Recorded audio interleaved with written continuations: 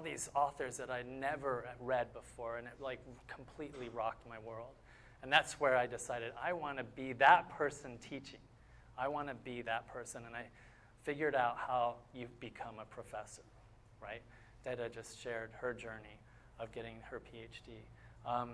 And yeah, I worked my tush off, got into Stanford.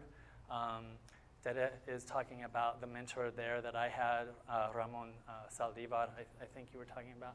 And he mentored me, got through, and my first job was at CU Boulder in the Rocky Mountains.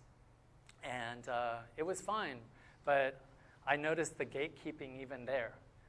Even though I had a PhD and I was a junior faculty member, I saw like weird stuff going on in that department that I knew I would never be able to move beyond a certain point. So when OSU called me, and of course OSU was attractive to me because they already had they were starting to develop project narrative, storytelling science, the kinds of things that I'm really interested in. I'm like, I'm out of here. And I never looked back. And Dada shared her experience, like whenever you see the gate closed, you figure out a way to kind of go around, and you just don't look back, right?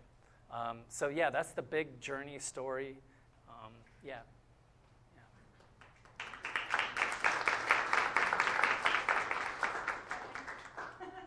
So, okay, we're going to open up the floor then to questions. So if you raise your hand, we will run around and start.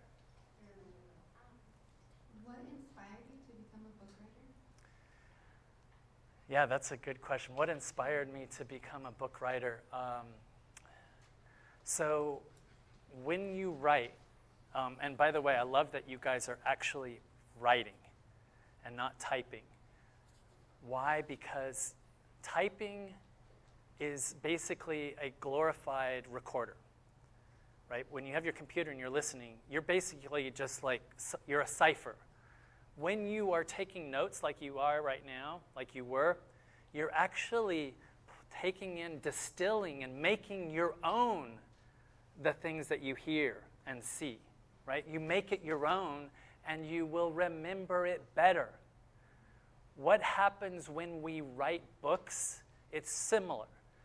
We can work through, right, ideas in a more kind of deep way because there's the formal structure of writing that you can go back to, that you can kind of advance, that you can select in and select out, right? So it allows us to go really deeply in ways that oral kind of formulation reaches a limit, a way that I want then to reproduce so that when you come to my book on LatinX superheroes, or you come to my long stories cut short, you can pause and distill and reconstruct in your way, right? That it might be too fast, or you might miss something in the oral communication. Not that oral communication doesn't have a place, but it's, that's, so driven by the formal, but also driven to disseminate so that all of you can come to it and generations after you can come to it and pick and even revise and build new knowledge, right? So yeah, great question. Yeah. When did you discover the power of motivation and motivation to others? When and how? Yeah. When did I discover the power of motivation and motivating others? Probably, when I was like you in college, and I started working for what became the Cesar Chavez Writing Center at Berkeley. I was in a thing called Summer Bridge at Berkeley to kind of get me up to speed because I went to a kind of lousy high school. But it was those undergrads in that Summer Bridge program that were mentoring me to be able to find a footing once I arrived at Berkeley. So when I got to Berkeley, I wanted to also mentor in that program. And that's, what do you need? You need someone who understands without you even explaining your whole existence, that can just meet you on the spot and take you somewhere new, right? We don't want to be with someone where we have to take 10 steps back and explain everything. We want to step into the same soup together and go, right? And that's where mentoring is like, that's where the power of mentoring comes, right? Yeah, thanks, Lucero. My question would be, like, there's so many short stories, or even within Tales from La Vida, how do you structure them properly to, like, flow? Obviously a lot of reviews and looking over it, but how do you make a decision of how to actually structure the book together? Yeah, so even before I began the first story, I had already figured out the entire structure. I knew that I wanted beginnings, middles, and ends. I wanted the little ones, the ones that can read before they can speak, and I wanted the ones kind of midlife, right? Maybe family, maybe other things that are happening to you in midlife, maybe dreams that have been unrealized. I wanted ends. I wanted our elders. I wanted those who, right, were close to death.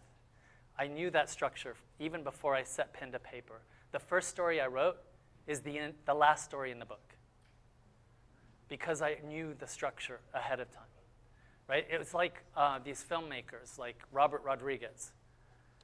He already he's shot, cut, edited, added his music, everything in his brain before he started his camera, right? That's how he was able to spend only $7,000 to make that El Mariachi film with one camera, right? One camera that has the experience and feel of 10 cameras covering the story, right? Because he had already shot it all in his head and cut it. That's how I was with this book. So the last story is the first story I wrote. And in fact, that story is the story of a reflection of an abuelita on her deathbed about the regret she has of her life. Okay? So yeah, that's how. Now when each story comes into our mind, who writes stories? Who writes fiction? Poetry, fiction? It's like a big slab of marble, right? And you come to it and you have an idea. And in your brain, your imagination is already starting to shape that piece of marble. But then, right, your tools come out, your typing, right? Your crafting, your words, your commas, your rhythm and your rhyme and your tone all give shape to the story to create a particular experience and hopefully wake you to something new. So there's that part of it as well. Yeah, really good question. Yeah. Well, I understand that you're highlighting the Latina or Latino experience. There's just sometimes where I feel like there's kind of like a resentment or hate towards the white race or like the system of America. I'm just wondering, like, where's the peace at, or like that assurance that you do want peace, or you know what I mean? Mm-hmm. Not just with you, but I noticed with a lot of other writers and professors as well. Yeah, so I don't think we've come to that. I talk about the distillation and reconstruction of the building blocks of reality when we write. We're not at that place yet. I want to be at that place of nuance, of reading others for complexity and not knee-jerk reaction. I want to be there, but the system and the kind of mainstream, everything around us has been pushing us away from one another. We need to tell these stories first. We haven't had the chance to tell our stories. There will be, hopefully, and I'm an optimist, a moment when we will be living in a social fabric that is not torn, where we can be together and be together in a healthy, constructive way. But so much is ripping us and pulling us apart. But we still need this moment for us to be able to tell the stories. Not to place blame, but to put our experiences out there for others to share the experience, to see the experience, right? And then we can move forward. Yeah. That's a really great, and by the way, very courageous comment. Thank you. Workshops, anybody done workshopping with their writing a little bit? I see some nodding. What's thumbs up, thumbs down? Up? It's exhausting. Okay, yeah, it's exhausting, yeah. Don't you have to trust your community, the people that are actually evaluating your work? I know I do, right? And part of that trust is a trust in an experience, not necessarily that mimics or mirrors your experience, but that kind of gets it, right, without explanation. I honestly don't workshop my writing. And part of that is I want a kind of, it is finished, but I also want it, the kind of rawness of it and the effect of that rawness on my audience. But the other part of it is that I usually trust the editor that I'm going to publish with, to kind of make the kinds of nuanced suggestions that will fine-tune and make it a better piece. So, it's kind of both things. Yes, workshops can work. They can also, not work. And I think the workshops that don't work are the workshops where there's no trust. There's only judgment and not evaluation. There's only judgment coming from a place that requires you to explain yourself, and I am not into that, right? I'm not interested in that. I'm just being totally honest. You probably run workshops, so maybe you can speak to this better than I can. I've run workshops. You have the floor. Okay, no, well, I'm with you. Yeah. Okay. Actually, I don't have an author speak. They just receive. Yeah. If afterward they have questions or whatever, sure. But, Yeah. And it's a delicate thing. Yeah. I mean. Yeah. I've been in workshops, and I've seen in some of the workshops I've given where students think that ripping into another student is somehow constructive. And that's not what it's about, right? It's about guiding to intensify, guiding to a kind of, to take that story to that next place, that poem to that next place, right? But I have seen the opposite, and for all sorts of weird, different reasons. Theda mentioned this experience she had as a graduate student, and the gatekeeping that I have seen that in workshops with African American, with Latina writers in the room, and others that seem to automatically think that they aren't capable of creating good fiction, just automatically. Yeah, but there was another hand. Yeah. To piggyback onto that question, I wanted to ask you, what are some common traps you've noticed for aspiring writers? Some common traps for starting writers. So, okay, this is, the common trap is somehow to not write. What I mean by that is, don't make the molehill into a mountain. If you have already in your brain some idea of how you want to shape that big piece of marble, get down and start writing it, shaping it. Get your chisel out and start, even if you make mistakes. Okay, so that is the biggest block I can think of, right? Somehow that, you have, in your first go at a piece, it has to be, I don't know, Michelangelo's David or something. It has to be like perfect. Thank you. But it's not like that. Writing in general, when you guys are writing your essays, you have an idea and you start shaping it in your brain. Get it out, get that chisel out. You're using, slightly different tools. Get it out onto paper. Start writing, right? Some people are like, the first sentence has to be perfect. Screw that. Just get this out, right? And also write every day. Write every day. Rest is rust, okay?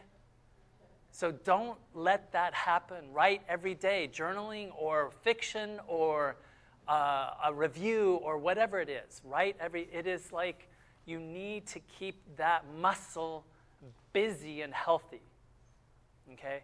And the more it's healthy and busy, the easier it is every day, right? My colleagues, I see a lot of my colleagues, and they get this tremendous writer's block. I'm like, why? Because you have been obsessing in here about what should be out here. Just get it out there, right? Come back to it later. Maybe you need a different kind of tool, but just get it out there so later you can shape it. So beginner writers, write every day. And if you don't, that's the block. Yeah, Daisy. So you mentioned the long stories cut short, that you write both English and Spanish. Which one came first, and how challenging was that? Yeah, yeah. Well, actually, the challenge came in the editing at the press, because guess what? They don't hire bilingual editors. They don't hire people who know both languages well enough to be able to edit Spanish and English. So the press that I published with had to hire someone who could do that. They don't have in-house folks. Crazy, right? Mm-hmm. So that was the challenge on that end. But in terms of imagining, most of them, to be honest, I imagined in English. And then I reconstructed in Spanish. What's interesting is, if you've read, and I know you're reading some of this in your classes, is that they're not identical. Because they can't be identical. And if they were, you would be bored, right? There are stories that are fundamentally the same, but the nuances, because of the way the language can shape narrative, ultimately end up giving you something new, something additive, right, when you have them both together. So that was probably the biggest challenge.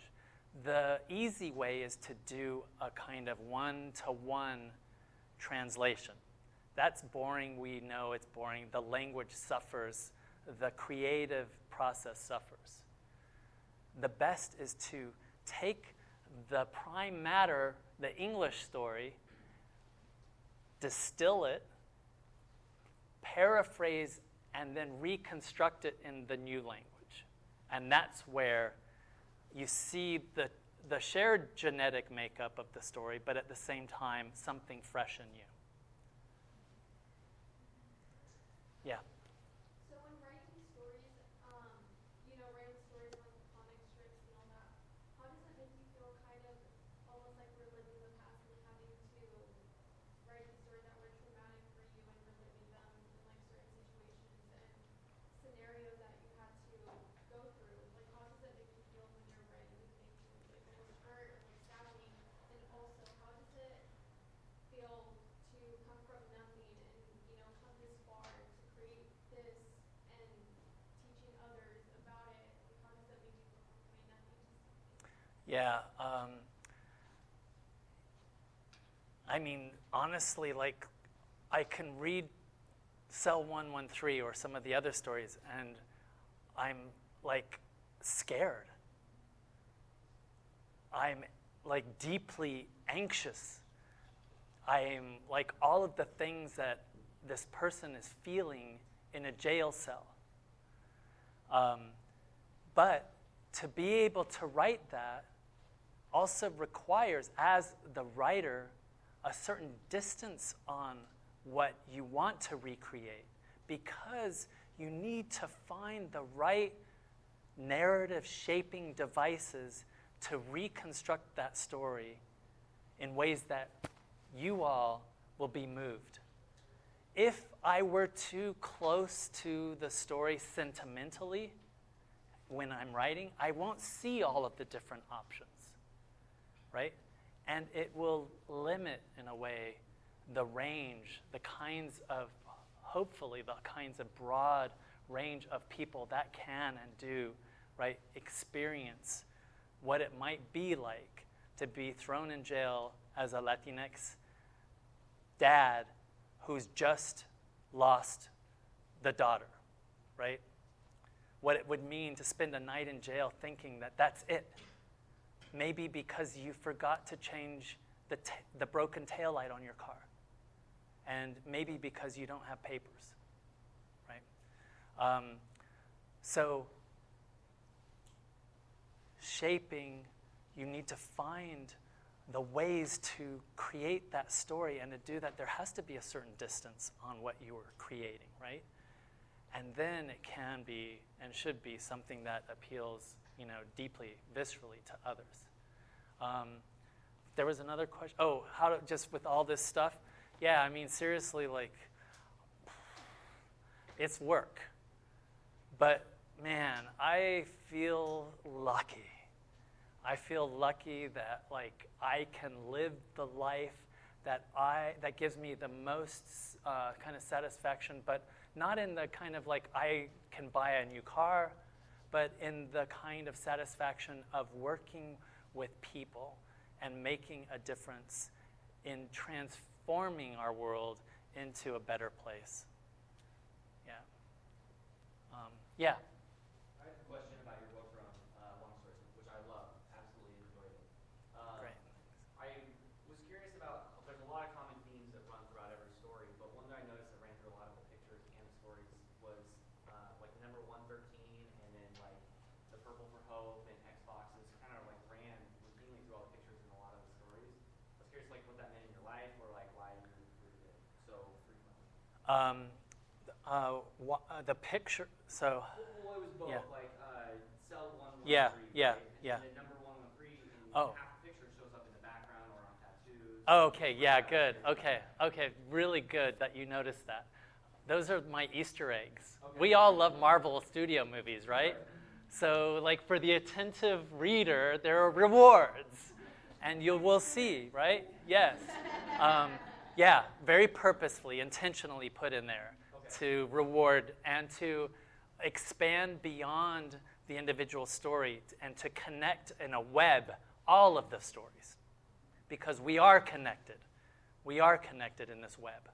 And so, yeah, those very careful kind of, you'll see a number here, or all of these little Easter eggs say things that connect. Yeah, awesome. Man, A+ over here. Yeah. So what kind of cognitive or non-cognitive factors help lead you to your success? What cognitive or non-cognitive factors lead me to? Led me to the last. Oh, to my. Okay. Yeah, that's really good. So, right? People tell us no all the time. Do we listen? Hell no. Right? Heck no. We do not listen, but we also need to surround ourselves with people who can help us push those doors open, right?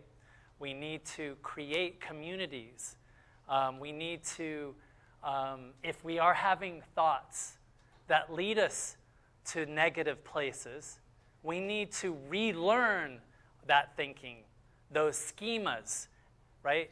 Not that we can't do it, but that we can do it, right? So, that has been my life, right? And I want to share as much of that with others as I can. Role Models Day, Laser, all those things that we just talked about are ways to change the thinking, right? But also to put students in contact with people that can and do open those doors. Not just changing the thinking, but also, right, being in environments where the doors can and will be open. Right? Yeah. I have two questions. So, have you traveled to Guatemala, and how does that Whoa. everybody more the writing? Yeah. And in your mentoring work, how can we as instructors help the students go from quiero ser alguien en la vida to recognizing that they already are and they just have to grow into what they want to be? Sometimes that can be very tricky. Yeah. So answering the first question, I haven't been home to that home. And part of it, honestly, is that I've pretty much raising my kid. And my dad was helping me. He actually, believe it or not, came back into my life when I had a kid. And travel has been very difficult for me. She's 12 now, so I'm hopeful that, yeah. So that's the next step. Yeah, the second part of your question, what is your idea of yourself today? What's your idea of yourself today? What is your idea of yourself today as shaped by your past? Okay? And what is your idea of yourself tomorrow? How will you get to shape that idea of yourself materially, really, tomorrow? What kinds of learning are you doing? What kinds of actions are you performing? What kinds of tools are you acquiring to shape that idea of yourself tomorrow? That's what we need to instill in our younger generations.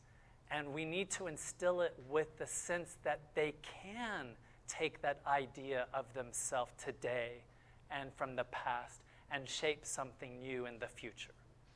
Because the second that they don't get that message, right, is the second that they collapse back into patterns of thinking and behaving that will never get to the place of the open doors. Does that make sense? There is another hand. Yeah. How did you deal with criticism, especially writing about a subject like this? For me, I feel especially with Latinos, it would be very English, sometimes it's second language. So I feel like that might stop future writers from really pursuing it. Yeah, so how do I deal, criticism, right? How do we deal with criticism? Let me tell you this. So because I publish with Camino del Sol, which is an imprint of University of Arizona Press that publishes fiction,